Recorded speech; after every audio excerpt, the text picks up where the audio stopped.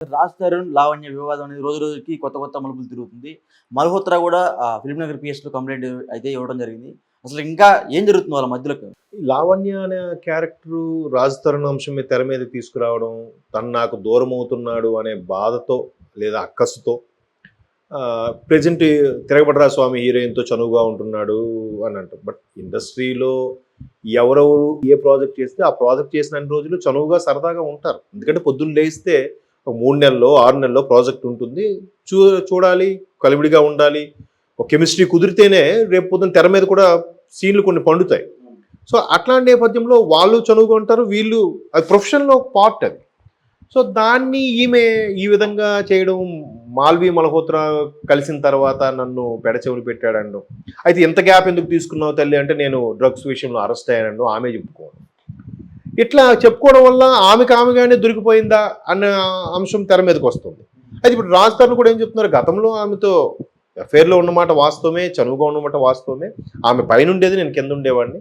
అప్పుడు కూడా ఆమె కొన్ని రకాల అఫైర్లు ఉండేవి.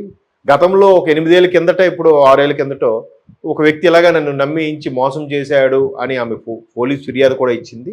ఆ ఎఫ్ఐఆర్ కాపీ ఇప్పటికీ నా దగ్గర ఉంది.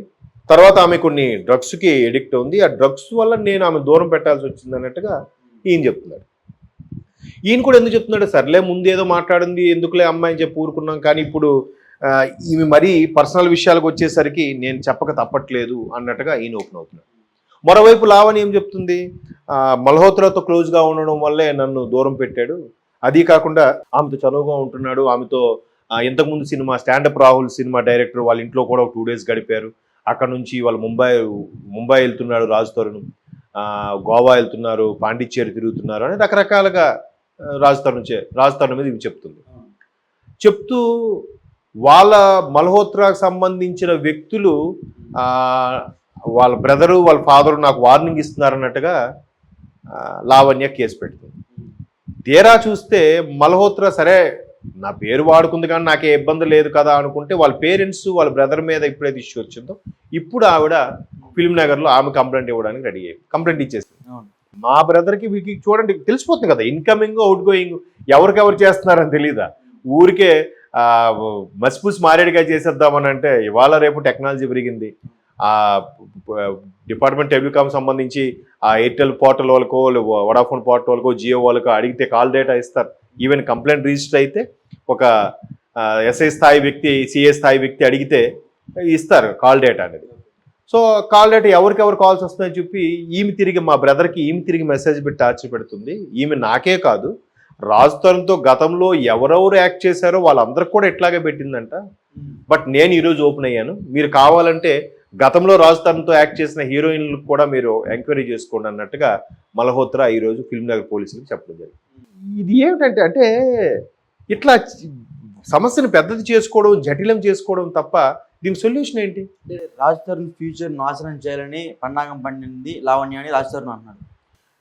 ఎవరు ఫ్యూచర్ ఎవరు నాశనం చేయలేరండి, అది అనుకుంటాం. కానీ దీనికి చిన్న ఎగ్జాంపుల్ చెప్పాలి. నెపోటిజం అంటారు.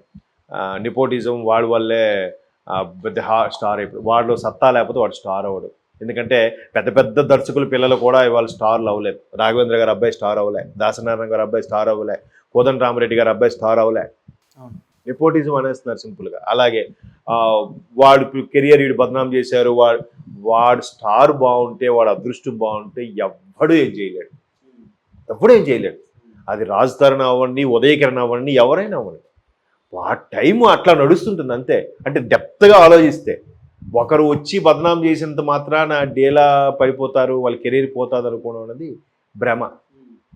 ఇప్పుడు ప్రతి రంగంలో కూడా ఇట్లాంటి ఎలిగేషన్స్, లేదంటే ఎవడైనా డెవలప్ అవుతుంటే నన్ను మోసం చేశాను డబ్బు కోసం అవ్వచ్చు, లేదా నిజంగా రిలేషన్ ఉండొచ్చు, ఇంకేదైనా అవ్వచ్చు.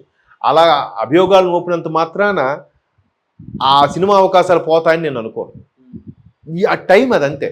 ఇప్పుడు ఉంది, ఇష్యూ అయింది, ఆయన నిజంగా అందరు దర్శకులతోని రెమ్యునేషన్ పరంగా కానీ సెట్లో ఎవరికి ఏడిపించకుండా టైం టు టైం షెడ్యూల్ పూర్తి చేసే హీరో అయితే ఎవరు ఆయన పర్సనల్ లైఫ్ మనకెందుకు అబ్బా, మనతో సినిమా కరెక్ట్గా చేస్తున్నాడా లేదా, టైం టు టైం వస్తున్నాడా లేదా, కాల్ షీట్ ప్రకారం చేస్తున్నాడా లేదా, ఈయనకి మార్కెట్లో ఎంత ఉందా లేదా అని చూసే చేస్తారు ఏ ప్రొడ్యూసర్ అయినా.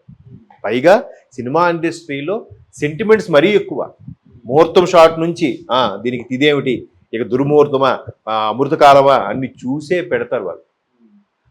ఒక్కొక్కసారి ఎన్ని పెట్టినా వాళ్ళు ఎంత పెర్ఫామ్ చేసినా కూడా సినిమా హిట్ అవ్వలేదు అనుకోండి, సింపుల్గా హీరోయిన్ మీద తోసేస్తుంటారు. అది చాలా తప్పది. అబ్బా హీరోయిన్ ఉంది, ఐరన్ లెగ్గరా బాబు, ఆమె ఏం చేస్తుంది అబ్బా. జెనీలియా కూడా ఇలాగే అనుకున్నారు, ఐరన్ లెగ్ గెలవదని. బొమ్మరిల్లు తర్వాత ఆమె లైఫ్ కెరియర్ మారిపోయింది. బొమ్మరిల్లు ఎట్లాంటి బ్లాక్ బాస్టర్ అయిపోయింది. ఆమె ఆడియో సక్సెస్ మీట్లో కూడా ఎమోషన్ అయిపోయి చేసింది ఆమె. అని నన్ను ఎంత ఐరన్ లెగ్ అన్నారు, నన్ను ఎవరూ తీసుకోలేదని. అది చెప్పలేము, ఎవరికి ఎప్పుడు ఏది టర్న్ అవుతుందో చెప్పలేము. ఒకసారి ఆయన రైటరు కమ్ యాక్టర్ హర్షవర్ధన్ ఆయన కూడా ఇలాగే చెప్పారు, సార్ చార్మి త్రిష నాకు తెలిసి ఇంచుమించు ఇద్దరు ఒకేసారి ఇండస్ట్రీలోకి వచ్చారు.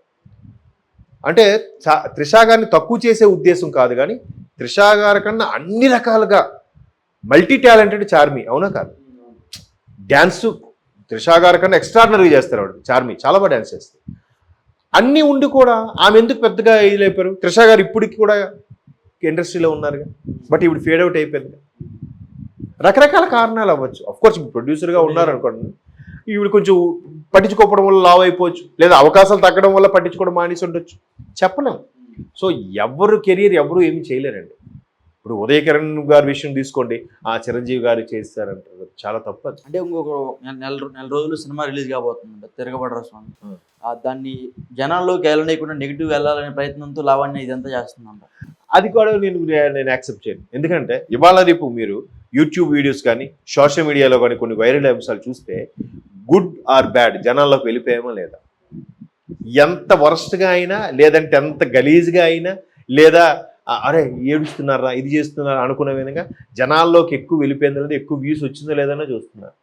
ఒక విధంగా రాజుతోనికి అనుకోకుండా ఆమె పబ్లిసిటీ ఇస్తుందేమో. ఎవరు తిరగబడ్ర స్వామి అమ్మాయి మీద కంప్లైంట్ ఇచ్చిందట్రా, ఏంటో ఒకసారి సినిమా అమ్మాయి ఎలా ఉందో ఒకసారి సినిమా చూద్దాం నువ్వు ఎలా ఉండొచ్చు, దానివల్ల మార్కెట్కి అక్కడ ప్లస్ అయిందేమో.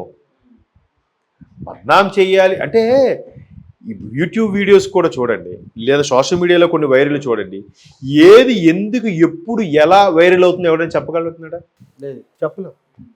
ఎందుకు ఒక్కొక్కటి వీడియో ఒక ల్యాక్స్లోకి, ఇందులో ఏముంది ఎంత ల్యాక్స్లోకి వచ్చేసింది, ఇదేంటి ఇంత బాగుంది కదా, ఇంత మంచి కంటెంట్ ఉంది కదా, ఇది ఎందుకు వెళ్ళలేదు అంటే ఎవడు చెప్పలేదు.